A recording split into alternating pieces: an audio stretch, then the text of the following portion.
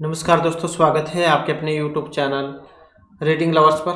दोस्तों, आज की जो वीडियो इसमें हम करने वाले हैं, आपका हरियाणा में जो स्टेट वाला जो एग्ज़ाम है टीएसटी पीएचडी या पीआरटी वाला, जिसका आगे फरवरी में होने की संभावना है, तो आपके एग्जामों के लिए महत्वपूर्ण जो क्वेश्चन है आज की वीडियो में हम यहाँ पर करने वाले हैं। सभी के सभी महत्वपूर्ण क्वेश्चन है, क्योंकि पहले जो एग्जाम हुए थे इनमें भी इसी प्रकार के क्वेश्चन आए हुए थे। तो हो सकता है अब के बार जो एग्जाम है इसमें जो आपको यहाँ से क्वेश्चन देखने को मिल जाए।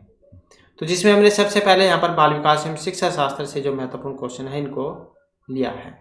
तो जिसमें हमारा जो यहाँ पर पहला क्वेश्चन रहेगा, शिक्षा के संदर्भ में सामाजिकरण से जो तात्पर्य है, सामाजिक वातावरण में अनुकूलन और समायोजन से है, सामाजिक मानदंडों का सदैव अनुपालन करना है, अपने सामाजिक मानदंड बनाना है, समाज में बड़े का सम्मान करना है। तो शिक्षा के संदर्भ में सामाजिकरण से क्या मतलब है, और इसमें अगर हम देखें तो यहाँ पर हमारा आंसर है ऑप्शन ए वाला। तो सामाजिक वातावरण में अनुकूलन और समायोजन। अब जो यहाँ पर ये सामाजिकरण जो है इससे क्या मतलब है, तो सामाजिकरण एक ऐसी प्रक्रिया है जिसके अंतर्गत कोई बालक सामाजिक प्रत्याशाओं और मानदंडों के अनुसार व्यवहार करना सीखता है। इसलिए इससे शिक्षा के संदर्भ में कहा जा सकता है कि सामाजिकरण से तात्पर्य सामाजिक वातावरण में अनुकूलन और समायोजन से है। अगला जो क्वेश्चन आ जाता है, निम्न में से एक प्राथमिक स्तर के शिक्षा के लिए सबसे महत्वपूर्ण जो गुण है, शिक्षण विधियों में क्षमता और विषय का ज्ञान होना, उच्च मानक भाषा में पढ़ाने की क्षमता, पढ़ाने की उत्सुकता या धैर्य और लगन। तो निम्न में से एक प्राथमिक स्तर के शिक्षा के लिए सबसे महत्वपूर्ण गुण कौन सा होना चाहिए, तो इसमें जो माना गया है कौन सा, धैर्य है और साथ में जो लगन है। नेक्स्ट आ जाता है, नर्सरी कक्षा में शुरुआत करने के लिए कौन सी विषय वस्तु सबसे अच्छी है। जो प्राइमरी जो कक्षा है नर्सरी, तो इसमें शुरुआत करने के लिए मेरा प्रिय मित्र, मेरा पड़ोस, मेरा परिवार या मेरा विद्यालय, तो कौन सी विषय वस्तु इसमें सबसे अच्छी मानी गई है। अब यहाँ पर अगर हम देखें तो ऑप्शन सी वाली, कौन सा, मेरा परिवार। तो नर्सरी कक्षा का बालक सबसे अधिक अपने परिवार से क्या जो सदस्य है उनसे घनिष्ठ होता है, तो इसलिए मेरा परिवार विषय वस्तु जो है ये नर्सरी कक्षा में शुरुआत करने हेतु सबसे उपयुक्त है, क्योंकि ज़्यादातर जो समय वो अपने परिवार में ही रहता है। नेक्स्ट आ जाता है, जिन पियाजे के अनुसार संज्ञानात्मक विकास के किस चरण पर बच्चा वस्तु स्थायित्व को प्रदर्शित करता है। अब एक क्वेश्चन तो ये बन जाता है इनका सिद्धांत, जिन पियाजे का है संज्ञानात्मक विकास के सिद्धांत।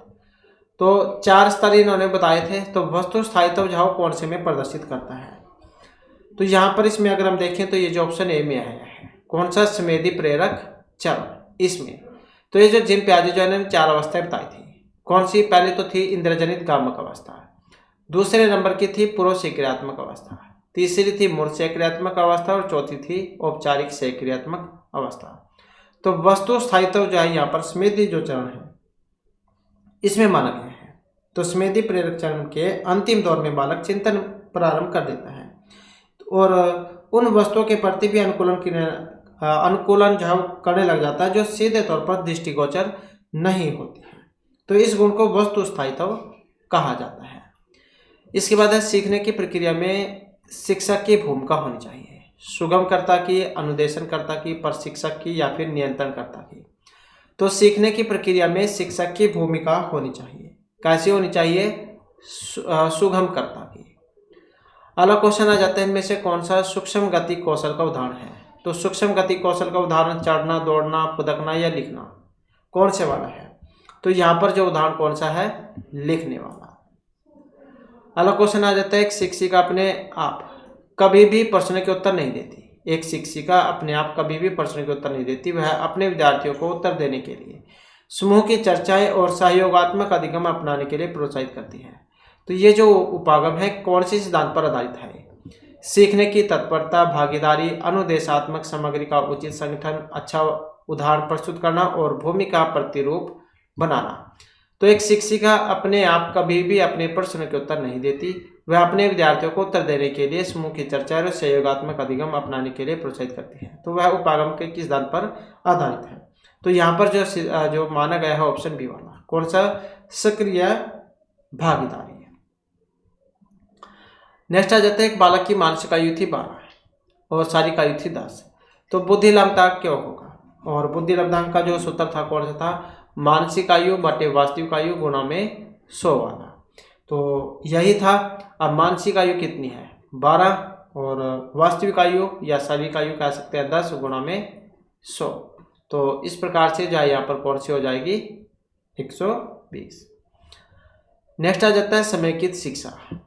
ये इंगित करती है सभी बच्चों के लिए एक समान शिक्षण विधि, सामान्य बच्चों एवं भिन्न रूप से योग्य बच्चों के लिए एक ही स्कूल, सामान्य बच्चों एवं भिन्न रूप से योग्य बच्चों के लिए अलग अलग स्कूल, सामान्य बच्चे एवं भिन्न रूप से योग्य बच्चों के लिए एक समान सुविधा। तो ये समेकित शिक्षा जो है ये क्या है और इसका जो मतलब है यहाँ पर ऑप्शन बी से, सामान्य बच्चों व भिन्न रूप से योग्य बच्चों के लिए एक ही स्कूल। तो यह है समेकित शिक्षा, मतलब सभी को जो जहाँ पर एक साथ ही शिक्षा दी जाएगी। इसके बाद आ जाता है एक शिक्षक विद्यार्थियों में सामाजिक मूल्यों को विकसित कर सकता है अनुशासन की अनुभूति को विकसित करके, आदर्श रूप से बर्ताव करके, महान व्यक्तियों के बारे में बोलकर या फिर उन्हें अच्छी कहानियां सुनाकर। तो एक शिक्षक विद्यार्थियों में सामाजिक मूल्यों को विकसित कर सकता है। अब कैसे विकसित कर सकता है? आदर्श रूप से बर्ताव को करके। तो किसी शिक्षक के चरित्र तथा स्वभाव का प्रत्यक्ष रूप से जो प्रभाव विद्यार्थियों पर पड़ता है, यदि वह शिक्षक आदर्श रूप से बर्ताव करे तो स्पष्ट रूप से विद्यार्थियों के सामाजिक मूल्य का विकास होगा। अगला क्वेश्चन है शिक्षार्थियों के बीच अधिगम शैली में अंतर का कारण हो सकता है शिक्षार्थी की समाजीकरण प्रक्रिया, शिक्षार्थी द्वारा अपनाई गई विचार नीति, परिवार की आर्थिक स्थिति या बालक का लालन पालन। शिक्षार्थियों के बीच अधिगम शैली में अंतर का कारण है। अब कौन सा कारण है? ऑप्शन बी वाला, शिक्षार्थी द्वारा अपनाई गई विचरण नीति। अगला क्वेश्चन आ जाता है कक्षा 1 में बच्चों में भाषा कौशल का विकास किस क्रम में होना चाहिए, या कह सकते हैं भाषा कौशल का विकास होता है तो इनका एक क्रम होता है और वो क्रम कौन सा होता है? तो जब जैसे छोटा बच्चा है वो जब छोटा होता है तो उस समय बात को क्या है वो सुनता है, जब सुनने लग जाता है उसके बाद फिर वो जो बोलना प्रारंभ करता है, बोलने के बाद वो पढ़ना शुरू कर देता है और पढ़ने के बाद फिर वो लिखने का काम करता है। तो ये वाला जो क्रम है होता है सुनना, बोलना, पढ़ना, लिखना। तो वेरी वेरी इंपॉर्टेंट है। एक बार एग्जाम था सीटेट का, उसमें आया हुआ था, एस्टेट के एग्जाम में भी एक बार जाइए आया हुआ था। तो वेरी वेरी इंपॉर्टेंट क्वेश्चन है।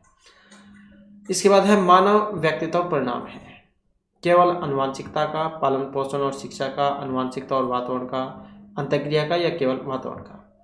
तो मानव व्यक्तित्व ये परिणाम है। अब मानव व्यक्तित्व जो परिणाम है किसका है? तो ये अनुवांशिकता का भी है और जो वातावरण की अंतःक्रिया है इसका भी है। जहाँ एक और अनुवांशिकता में विकसित होने की क्षमताएं प्रदान करती है तो वहीं दूसरी ओर वातावरण इन क्षमताओं को विकसित होने के अवसर उपलब्ध कराता है। तो इन दोनों को ही यहाँ पर माना गया है। इसके बाद है कक्षा 1 और 2 स्तर के बच्चे अमूर्त अनुभव से शीघ्र सीखते हैं, मूर्त अनुभव से शीघ्र सीखते हैं, पढ़कर शीघ्र सीखते हैं, लिखकर शीघ्र सीखते हैं। तो कक्षा 1 और 2 के जो बच्चे हैं वो किस तरीके से सीखते हैं? तो इसमें अगर हम देखें तो वो सीखते हैं जो सामने चीज़ हो, मूर्त अनुभव से शीघ्र सीखते हैं। जैसे कोई लेसन है उसमें अगर सामने फोटो बनी हो, आजकल जितनी बुकें आती हैं बच्चों की तो लगभग जो इसमें साथ में फोटो दी गई रहती है तो बच्चे की इसमें रुचि भी बनती है और देखकर वो समझ भी जाता है कि यहाँ पर क्या कुछ इसमें हुआ होगा। तो मूर्त अनुभव जो है उसे जल्दी सीखता है। या कहने का मतलब है ऐसे जैसे आप टीवी देखते हैं या कोई नाटक सीरियल कोई कुछ भी देखते हैं फिल्म वगैरह तो वो आपके ज़्यादा देर तक याद रहती है। या कहीं यहाँ पर घूमने जाते हैं तो वहाँ का जो दृश्य एक बार आप देख लेते हैं तो आपकी पूरे उम्र याद रहता है। नेक्स्ट है शिक्षार्थी व्यक्तिक भिन्नता प्रदर्शित करते हैं, इसलिए शिक्षक को अधिगम की एक समान गति पर बल देना चाहिए, कठोर अनुशासन सुनिश्चित करना चाहिए, परीक्षाओं की संख्या बढ़ा देनी चाहिए, सीखने की विविध अनुभवों को उपलब्ध कराना चाहिए।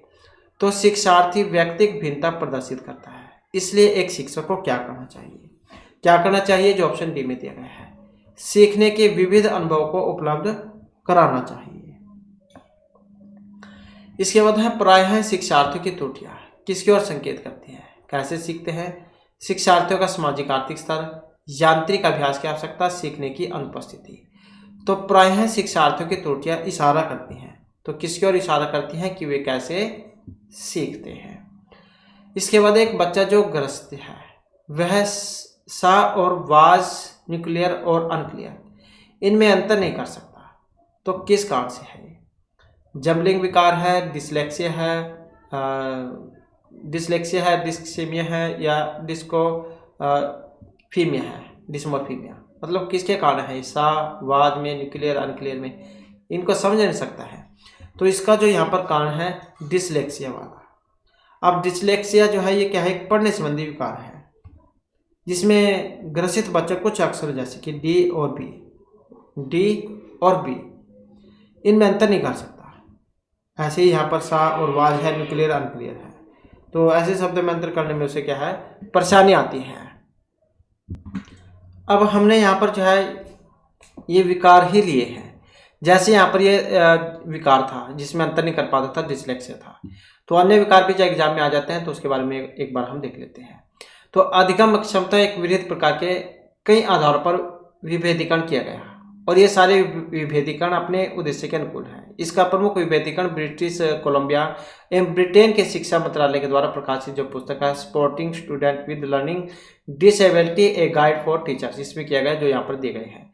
जैसे डिसलेक्सिया है, पढ़ने संबंधी विकार हो गया, डिसग्राफिया लिखने संबंधी विकार है, डिस्कैकुलिया गणित संबंधी विकार है, डिस्फेसिया वाक संबंधी विकार है, डिस्प्लेक्सिया लेखन एवं चित्रांकन संबंधी विकार है, डिसऑर्थोग्राफिया ये वर्तनी संबंधी विकार है, ऑडिटर प्रोसेसिंग डिसऑर्डर ये एक श्रवण संबंधी विकार है, विजुअल परसेप्शन डिसऑर्डर दृश्य प्रत्यक्षण संबंधी विकार है, सेंसरी इंटीग्रेशन और प्रोसेसिंग डिसऑर्डर इंद्रिय समन्वय क्षमता संबंधी विकार है, ऑर्गेनाइजेशन लर्निंग डिसऑर्डर संगठनात्मक पठन संबंधी विकार है। तो ये जो है यहाँ पर कुछ विकार हैं जो आपने इनके साथ ही याद रखने हैं। इसके बाद आ जाता है बच्चों के सीखने की प्रक्रिया में प्रगति तब हो सकती है जब हम उसकी प्रगति की नियमित रूप से जांच करें। बच्चों की प्रगति को नियमित रूप से जांचने के साथ साथ सुधारात्मक कदम उठाएं, नियमित रूप से गृह कार्य दें, बच्चे के लिए नियमित रूप से गतिविधियां आयोजित कराएं। तो बच्चों के सीखने की प्रक्रिया में प्रगति हो सकती है और इसमें जो ऑप्शन बी को माना गया है, बच्चों की प्रगति को नियमित रूप से जांचने के साथ साथ सुधारात्मक कदम इसमें उठाए जाएं। इसके बाद है कोहलबर्ग के अनुसार शिक्षक बच्चों में नैतिक मूल्यों का विकास कर सकता है। नैतिक मुद्दों पर आधारित चर्चाओं में उन्हें शामिल करके कैसे व्यवहार किया जाना चाहिए इस पर कठोर निर्देश देकर, धार्मिक शिक्षा का महत्व देकर या व्यवहार के स्पष्ट नियम को बनाकर। तो कोहलबर्ग के अनुसार शिक्षक बच्चों में नैतिक मूल्यों का विकास कर सकता है, जो ऑप्शन ए में यहाँ पर दिया गया है, नैतिक मूल्यों पर आधारित चर्चाओं में उन्हें शामिल करके। इसके बाद आ जाता है नेक्स्ट हमारा प्राथमिक स्तर पर बच्चों के लिए संगीत, कहानी कहना, नाटक, कला, शिल्प, खेल आदि जैसी गतिविधियों का संचालन सप्ताह में एक बार होना चाहिए, प्रति विषय के साथ होना चाहिए, अलग से होना चाहिए या फिर अतिरिक्त समय में कराया जाना चाहिए। तो ये जो यहाँ पर क्रियाएं जो दी गई हैं ये होनी चाहिए, तो इनको जो माना गया है प्रत्येक विषय के साथ ये होनी चाहिए। इसके बाद राज्य स्तर की एक एकल गायन प्रतियोगिता के लिए विद्यार्थियों को तैयार करते समय एक विद्यालय लड़कियों को वरीयता देता है।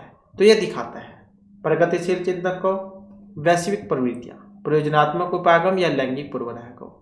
तो राज्य स्तर की एक एकल गायन प्रतियोगिता के लिए विद्यार्थियों को तैयार करते समय एक विद्यालय लड़कियों को वरीयता देता है। तो ये किसको दिखाता है? तो जो ऑप्शन डी में है, किसको? लैंगिक पूर्वाग्रह को। नेक्स्ट आ जाता है निम्न में से कौन सा विकास का एक सिद्धांत है? निरंतर चलने वाली प्रक्रिया नहीं है। विकास की सभी प्रक्रिया अंतर संबंधित नहीं है। सभी की विकास दर समान नहीं होती। विकास हमेशा रेखीय होता है। तो कौन सा विकास का एक सिद्धांत है? कौन से वाला? ऑप्शन सी वाला, कि सभी की विकास दर समान नहीं होती। तो कोई जल्दी या बुद्धि में तेज होते हैं, कुछ व्यक्ति या बुद्धि में तेज नहीं होते, कम बुद्धि के होते हैं, कुछ जल्दी लंबे हो जाते हैं, कुछ छोटे रह जाते हैं। तो विकास दर जो सभी में समान नहीं होती। इसके बाद यदि विद्यार्थी पाठ में रुचि न लेते प्रतीत हो तो शिक्षक को चाहिए शिक्षण विधि बदलते, दृश्य श्रव्य सामग्री को प्रयोग में लाकर पाठ को रुचिकर बनाए, कक्षा से चले जाए या कक्षा में कोई अन्य काम करवाए। तो आपने देखा भी होगा जब कई बार क्लास में पढ़ाते हैं तो बच्चों का क्या है उस लेसन से मन उठ जाता है, मतलब उसमें रुचि नहीं लेते। तो फिर एक टीचर को क्या करना चाहिए, तो जो पढ़ाने की जो ढंग है, विधि जो है वो बदल के देखना चाहिए। इसके बाद है व्यवहार का पक्ष। सीखने के गति क्षेत्र में आएगा, भावात्मक में, मनोवैज्ञानिक में, संज्ञानात्मक में। तो व्यवहार का कर्ण पक्ष ही आता है। अब किस में आएगा ये, सीखने के गति क्षेत्र में। इसके बाद है बच्चे के विकास के सिद्धांतों को समझना। शिक्षा की सहायता करता है शिक्षार्थियों के भिन्न अधिगम शैलियों को प्रभावी रूप से संबोधित करने में, शिक्षार्थी के सामाजिक स्तर को पहचानने में, आर्थिक पृष्ठभूमि को पहचानने में, क्या पढ़ना चाहिए या औचित्य स्थापित करने में। तो बच्चे के विकास के सिद्धांतों को समझना शिक्षा की सहायता करता है। तो किसमें सहायता करता है, तो जो ऑप्शन 1 में दिया गया है, शिक्षार्थियों की भिन्न अधिगम शैलियों को प्रभावी रूप से संबोधित करने में। अगला क्वेश्चन आ जाता है, बच्चे उसी वातावरण में सीख सकते हैं जहां उनके अनुभव एवं भावनाओं को उचित स्थान मिले, खेलने का मौका मिले, मित्र बनाने का मौका मिले या फिर कड़ा अनुशासन हो। तो बच्चे उसी वातावरण में सीख सकते हैं जहां उनके अनुभव और भावनाओं को उच्च स्थान मिले। इसके बाद है, एक विद्यार्थी अपने अध्यापक से समय की पाबंदी सीखता है। तो उदाहरण है वाचिक अधिगम, प्रेक्षण कौशल या अधिगम अंतरण का। एक विद्यार्थी अपने अध्यापक से समय की पाबंदी सीखता है। तो उदाहरण है, किसका उदाहरण है, प्रेक्षण अधिगम का। नेक्स्ट है, विद्यार्थियों के सीखने में जो रिक्तियां रह जाती है उनके निदान के बाद होना चाहिए सघन अभ्यास, समुचित उपचारात्मक काम, सभी पाठ को व्यवस्थित रूप से दोहराना, शिक्षार्थियों और अभिभावकों को उपलब्धि के बारे में बताना। तो निदान के बाद होता है, क्या होता है निदान के बाद, निदान के बाद करते हैं हम उसका उपचार। जैसे कोई बीमारी है, पहले उसकी हम खोज करेंगे किस कारण से हुई, जब हमें बीमारी का पता लग जाता है उसके बाद हम उसके क्या दवाई पानी करते हैं, उपचार करते हैं। नेक्स्ट आ जाता है, एक शिक्षक बच्चे द्वारा की गई छोटी छोटी गलतियों पर क्रोध प्रकट करता है। तो ये किसकी ओर इशारा करेगा, बच्चे के शुभचिंतक, ज्ञान की कमी है, कुंठित है, संवेदनात्मक रूप से संतुलित नहीं है। तो इसमें देखें तो क्या बनेगा इसका, तो इसमें रहेगा ऑप्शन डी कि संवेदनात्मक रूप से वह संतुलित नहीं है। नेक्स्ट आ जाता है जो एनसीएफ है 2005, इसके संबंध में कौन सा कथन सही है। भारत की विद्यालय शिक्षा के संबंध में एक संवैधानिक संशोधन है, एनसीईआरटी द्वारा तैयार किया गया दस्तावेज है जो भारत की विद्यालय शिक्षा के संबंध में संस्तुतियां प्रस्तुत करता है।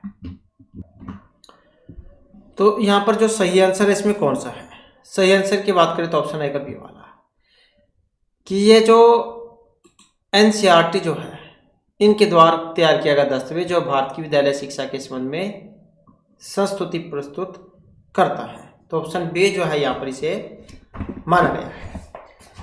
इसके बाद आ जाता है नेक्स्ट क्वेश्चन हमारा, और ये तो हमारे यहाँ पर बाल विकास एवं शिक्षा शास्त्र जो ऐसे महत्वपूर्ण क्वेश्चन थे। और इसके बाद आ जाता है हमारे यहाँ पर जो आपकी अन्य जो सब्जेक्ट है हिंदी ग्रामर, इसके महत्वपूर्ण क्वेश्चन। तो जिसमें हमारा पहला क्वेश्चन है, खूब मन लगाकर पढ़ो ताकि परीक्षा में प्रथमाओ वाक्य में प्रयुक्त जो अवयव है आओ, ताकि, खूब या में, तो कौन से वाला इसमें अवयव, अव्यय क्या होते हैं, जो किसी भी लिंग विभक्ति वचनकार के कारण जिसमें कोई परिवर्तन नहीं होता उन्हें कहते हैं। तो कौन से वाला इसमें, अब यहाँ पर देखें तो जो ऑप्शन 3 में आया है, तो जिसमें जो ये ताकि जो आया है ये वाला।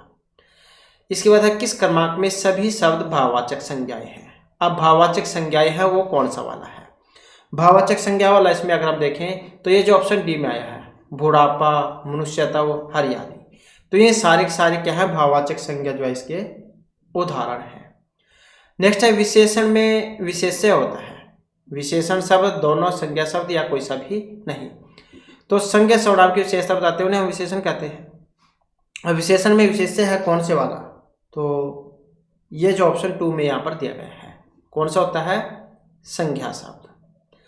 नेक्स्ट आ जाता है, जिस सर्वनाम से वक्ता के पास अथवा दूर की किसी वस्तु का बोध होगा तो उसे हम अनिश्चय, निश्चय, निज या संबंधवाचक क्या कहेंगे। दूर की वस्तु का बोध होगा या फिर वक्ता के पास की, तो उसे हम क्या कहेंगे, उसे कहेंगे हम निश्चय, जहाँ पर हमें पक्का पता हो कि ये व्यक्ति वस्तु जो है मेरे पास में है या मुझसे दूर है, तो वो होगा। नेक्स्ट है, निम्नलिखित उदाहरणों में से उनके अलंकारों के साथ जो आपने सुमेलित करना है। तो जैसे सोचिए 1 को 2 के साथ। अब प्रथम को अगर हम देखें तो दीर्घ, अरुझत, टूटत, कुटुम, चुर, चतुर्चित, प्रीति, प्रति, गांठ तुरुजन ही दई नहीं हारी थी। अब यहाँ पर इसमें रूपक, उत्प्रेक्षा, संगति, विरोधाभास, उपमा, कौन सा अलंकार का यहाँ पर प्रयोग इसमें हुआ है, तो यही बताना है। अब इसमें अगर हम देखें तो कौन से वाला हमारा सी आंसर रहेगा, तो सी आंसर है ऑप्शन 2 वाला। तो 3 5 2 1, तो यही क्रम है यहाँ पर 3 5 2 और 1 वाला। तो इसमें अगर हम देखें तो कौन सा है, ये वाला हो जाएगा इसमें, असंगति वाला। और चंचल, अचल या नीलांबर, तो कौन सा है इसमें, ये वाला हो जाएगा। कौन सा है, उपमा है इसमें। खिला हो जो बिजली का फूल, मेघ वन बीच गुलाबी रंग, तो इसमें कौन सा है, फिर उत्प्रेक्षा है, ये वाला हो जाएगा इसका। अंबर पनघट में डूबा रही तारागढ़ उषा ना गई, तो कौन सा है इसमें, रूपक है, तो ये वाला हो जाएगा। तो इस प्रकार से जो इनका मिलान होगा। नेक्स्ट है, वर्तमान में भी महात्मा गांधी के विचारों का महत्व कम नहीं होता है, तो यहाँ पर संदर्भ, घटना, क्षेत्र, कार्यकलाप क्या आएगा इसमें, तो इसमें देखें तो रहेगा ऑप्शन 1 वाला। वर्तमान संदर्भ में भी महात्मा गांधी के विचारों का महत्व कम नहीं होता। इसके बाद किस शब्द में आ उपसर्ग नहीं है, आकार, आदित्य, आघात या अमूल में। उपसर्ग क्या होता है, जो शब्द के शुरू में लगते हैं, जो शुरू में लगते हैं उन्हें क्या देते हैं। अब कौन सा है जो एक उपसर्ग नहीं है, तो उपसर्ग वाला कौन सा नहीं है, ये वाला आदित्य है, ये वाला। जबकि इसमें आकार है, आघात है, आमूल है, ये सारे उपसर्ग है। अगर इसमें से हम आ निकाल दें तो कोई इसका शब्द नहीं बनेगा। इसके बाद है 25 सामाजिक पद में समास है, 25। अब 25 क्या है, यहाँ पर संख्या है, तो कौन सा हो जाएगा, कौन सा समास होगा इसमें।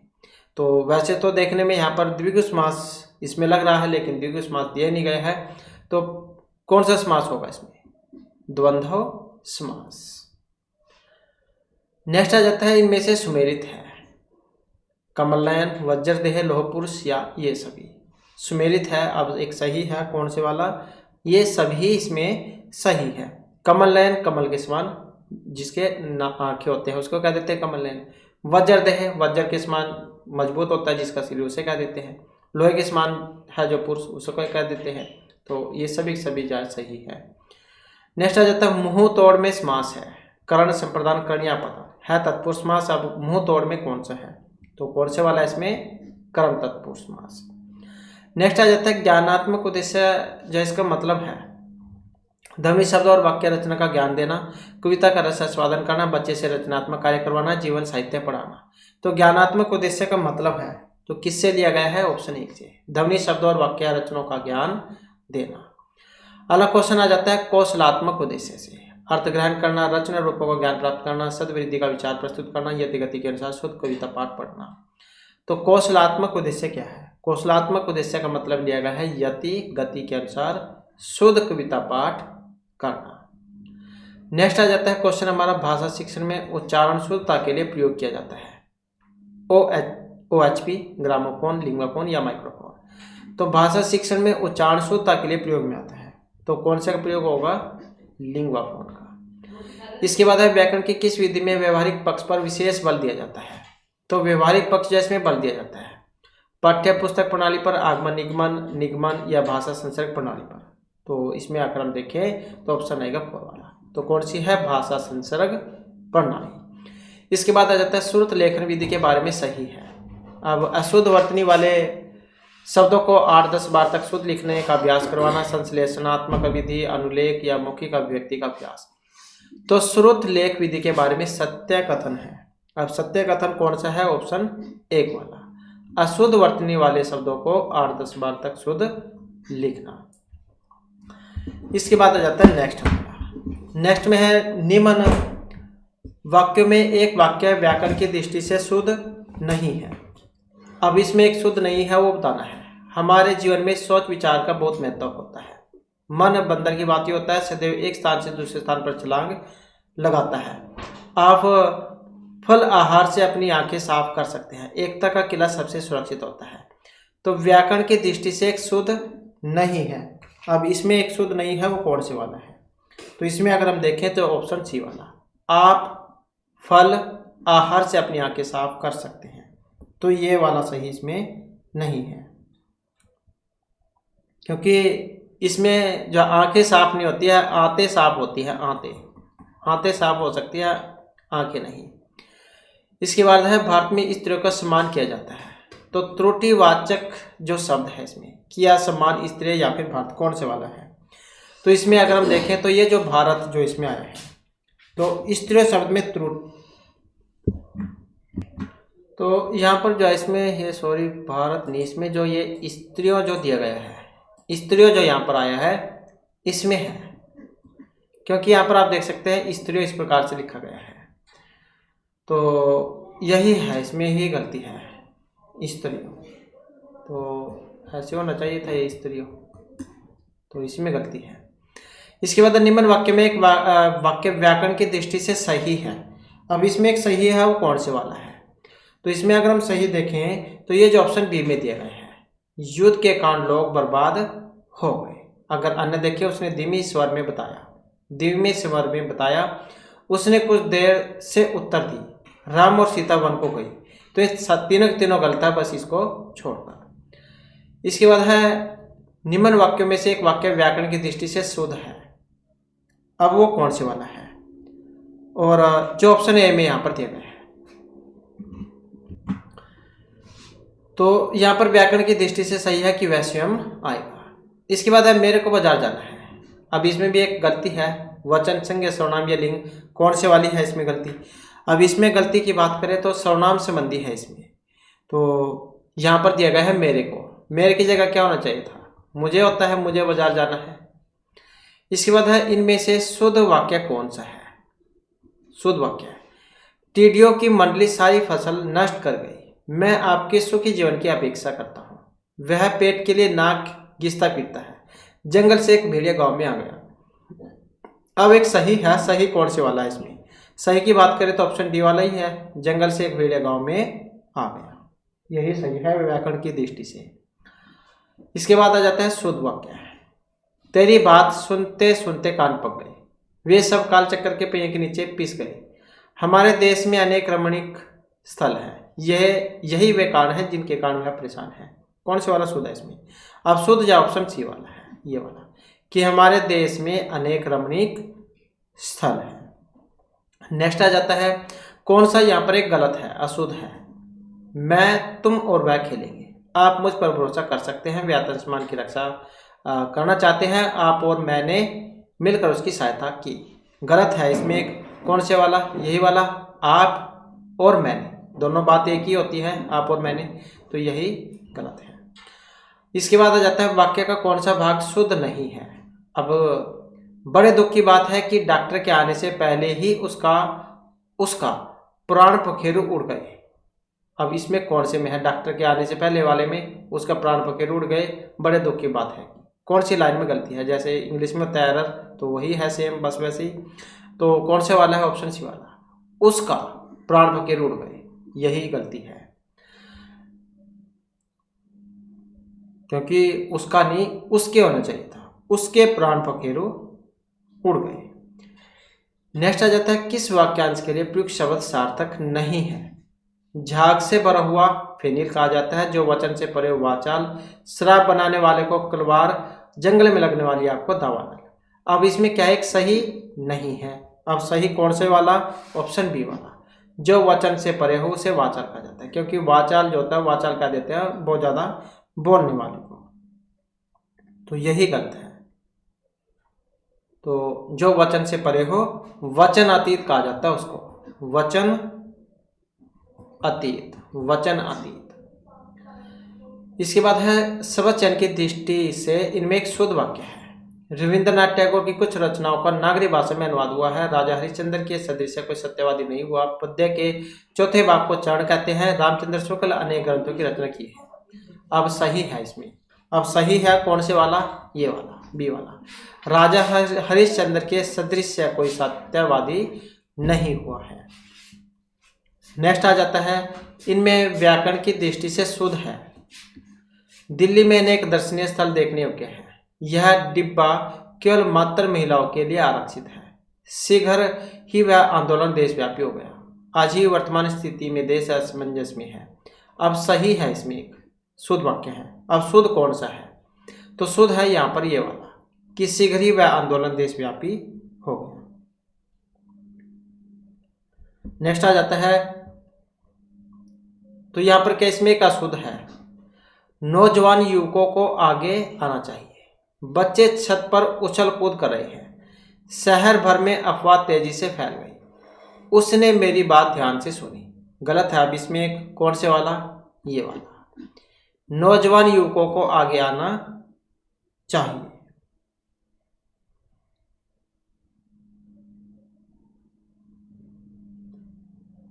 तो यहां पर नौजवान नहीं होना चाहिए था, नौजवान की जगह पर यहां पर नौजवानों होना चाहिए था, क्योंकि एक की बात नहीं है यहाँ पर, ये बहुत सारा की बात है। तो नौजवानों जो है यहाँ पर इसमें होना चाहिए था, नौजवानों को आगे आना चाहिए। इसके बाद है कौन सा वाक्य एक सही नहीं है, मतलब बात वही है, अशुद्ध वाला ही है। तो परशुराम की क्रोध अग्नि से सभी आतंकित थे। मरीज को यथा समय दवा लेनी चाहिए। वह सदैव ही सत्य बोलता है। मैंने गुरु जी के दर्शन किए। अब सही नहीं है कौन से वाला। अब इसमें अगर हम देखें तो ये वाला है, वह सदैव ही सत्य बोलता है,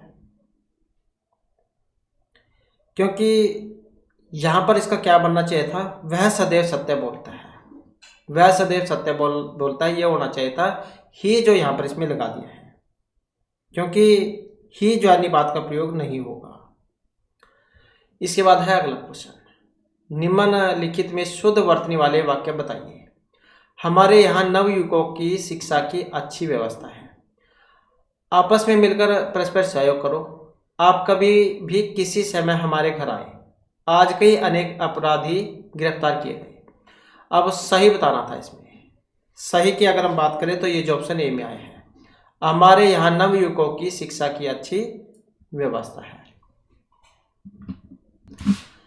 नेक्स्ट आ जाता है, पदक्रम की दृष्टि से यहाँ पर एक सही है। मेरी कमीज उजली कहाँ खो गई। मेरी कमीज उजली खो गई कहीं। मेरी उजली कमीज खो गई कहीं। मेरी उजली कमीज कहीं खो गई। तो पदक्रम की दृष्टि से सही है। अब सही है यहाँ पर ये वाला, मेरी उजली कमीज कहीं खो गई।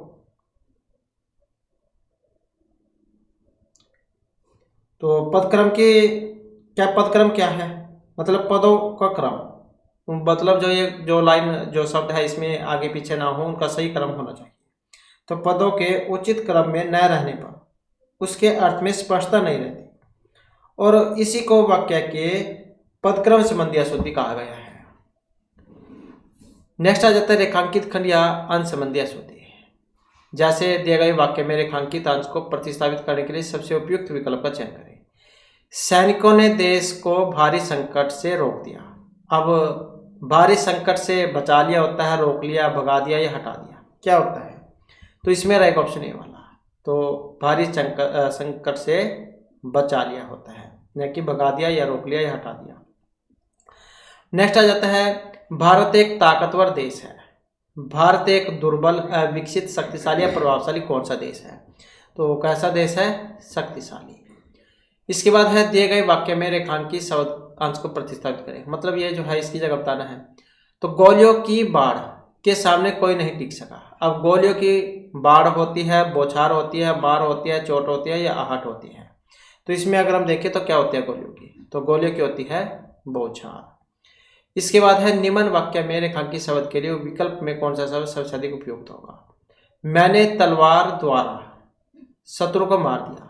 अब मैंने तलवार ने शत्रु को मार दिया, तलवार को मार दिया, तलवार से मार दिया, या तलवार वह शत्रु को मार दिया, कौन सा बनेगा सही।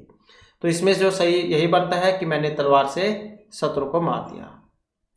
इसके बाद है यह हाल पंडित समाज के लिए आरक्षित है। अब यह हॉल मूर्ख समाज के लिए आरक्षित है, बुद्ध के लिए, बुद्ध समाज के लिए, शिक्षित समाज के लिए, गरीब समाज के लिए, क्या होता है सही। तो सही की बात करें तो क्या होता है, यही होता है कि यह हॉल शिक्षित समाज के लिए आरक्षित है। इसके बाद है यहाँ पर प्लेट में अंगूर का झुंड रखा है। अब ये अंगूरों का गुच्छा होता है, दल होता है, झल्ला होता है या समूह होता है अंगूरों का। अब अंगूर जो अंगूर का क्या होता है, तो अंगूर का गुच्छा होता है। तो जैसे कह देते हैं कि भेड़ शेर इनका क्या है, झुंड होता है, मतलब पशुओं कह देते हैं जुड़। नेक्स्ट आ जाता है समालोचक साहित्य का अन्वेषण करते हैं, अध्ययन करते हैं, विवेचन, अनुसंधान या अनुशीलन क्या करते हैं समालोचक।